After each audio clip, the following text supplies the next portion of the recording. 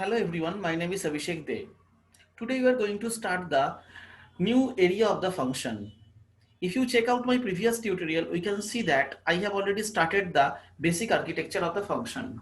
But in this particular tutorial, I'll show you some more advanced part, like what is the parameter of the function, what is basically the global variables, these kind of things we can discuss here. So let's start our tutorial and let us learn the new things.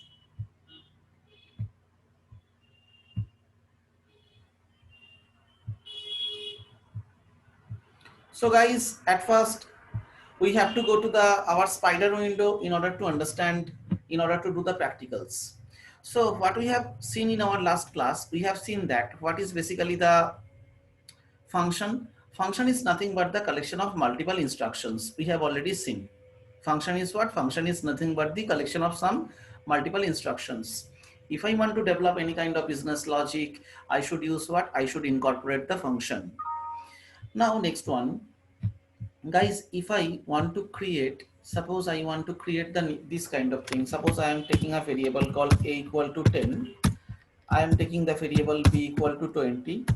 I just write here if f1, f1 is what? F1 is the function, and here I am writing simple thing, c equals to a plus b.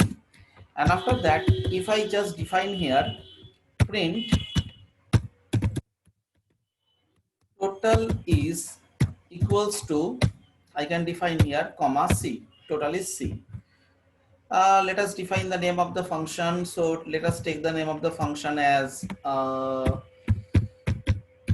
function 5.py. Okay, fine. Now a equal to 10, b equal to 20. After that, do one thing, you need to just call out the function. So here, when you just call out the function, you are invoking the function, you can get the total is 30. So what you are getting the total is 30. Now next one. Now guys, here a equal to 10 and b equal to 20, both the things are defined where? Both the things are defined outside of the function. So when the both the things are defined outside of the function, this is called actually what? This is called actually global variable. So that is the nice thing. I am able to execute the data and I am able to find out the total value. That is fine. Okay. Now next one. So that is the good thing. But next one, suppose if I want to do like this, suppose if I am creating the function called f1 function, suppose the name of the function is f1. Let us take a global variable. Now the name of the global variable a equal to 10. After that, what I want to increase the value. A equals to a plus 5. I want to increase. See, here I want to increase what? Here I want to increase the value of the global variable. What I want to increase? Here I want to increase the value of the global variable. So now just print the data here.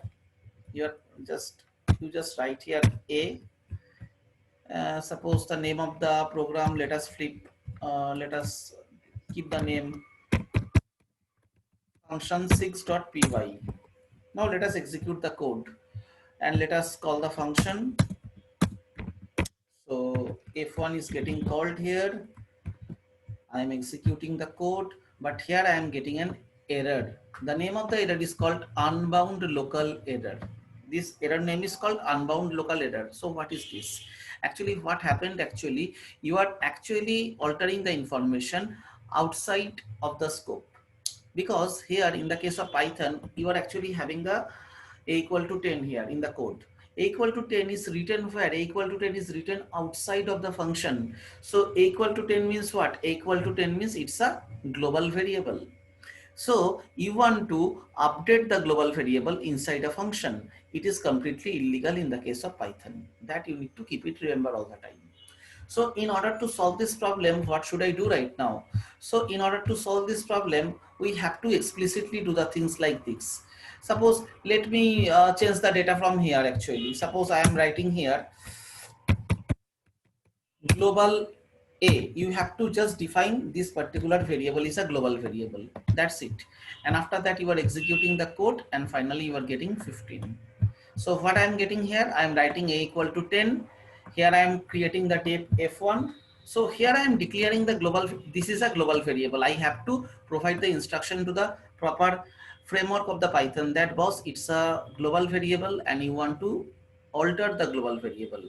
So in order to do this particular thing, you are having a fabulous way. The way is what you have to incorporate you have to define the global keyword in order to calculate the data. So same thing happened here also. Here also we defined x equal to 15. We create a function called change.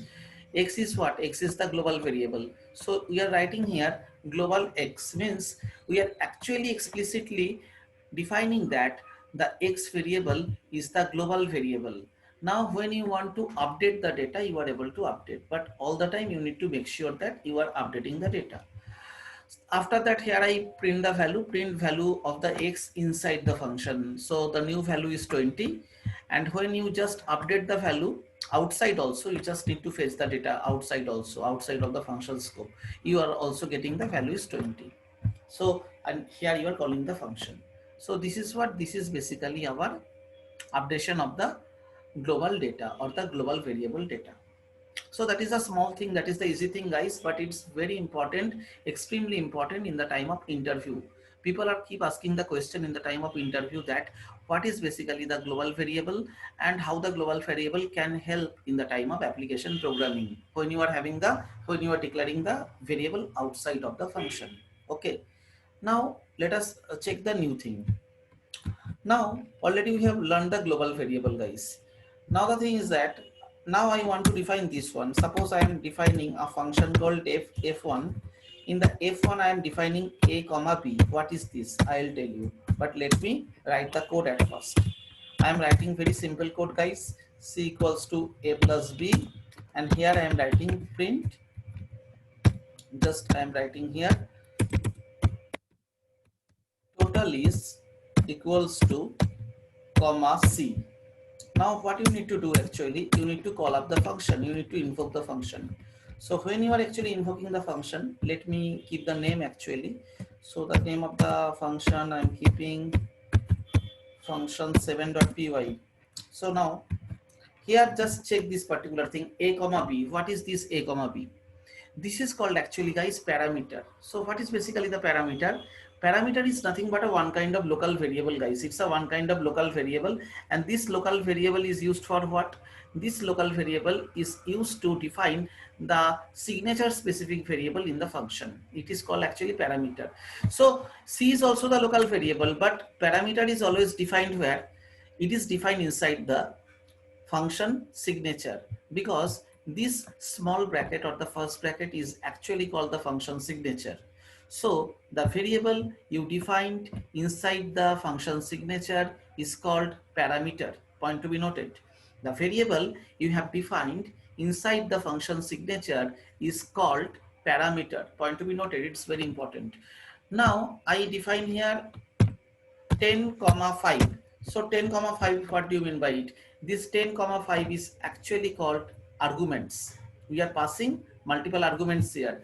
10 will be copied in the a variable and 5 will be copied in the b variable guys. Now I am just executing the code. I am just executing the code, and you are getting what? Total is 15.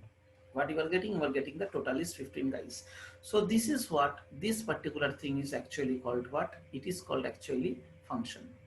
So user defined function. So we have learned today what? We have learned today what is global variable, and also we have learned the how to send the arguments in the corresponding parameters. We have learned this particular thing. These kind of things will actually help out you like hugely at like future like videos you can see when you are doing the advanced programming. In the advanced programming stuffs, these kind of things are essential guys. So that is the today's tutorial guys. I don't want to increase the tutorial much today, so that is the length of the tutorial. And if you don't know what is function, I'll share you the link of the previous tutorial. Just take the reference of the previous tutorial, click on it, and after that you can get the previous tutorial also. I'll mention it in the description. And guys, please like, share and subscribe my video, okay, so that I can also get some motivation to publish more video tutorials, because I have planning to cover up the entire data science at future. Data science, big data, machine learning, deep learning, entire thing I'll cover up along with Django. But the thing is that you have to click on the like you have to do the subscription, and after that you should share the particular video that other people can be benefited. Okay guys, so that is today's video, today's tutorial guys. Hope you enjoy. So today I am signing out and we'll meet on the next tutorial. Thank you.